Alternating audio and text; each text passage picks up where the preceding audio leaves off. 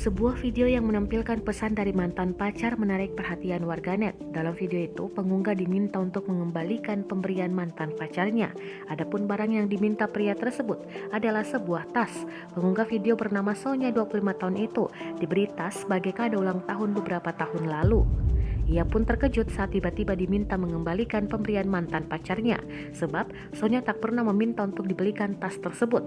Kisah perempuan itu viral setelah diunggah di akun TikTok @sjyos pada Senin 24 Mei 2021 lalu. Dalam videonya, Sonya mengunggah pesan yang dikirim mantan pacarnya pada Minggu 23 Mei 2021 lalu. Sonya dan pria tersebut sebelumnya menjalin asmara selama 3 tahun.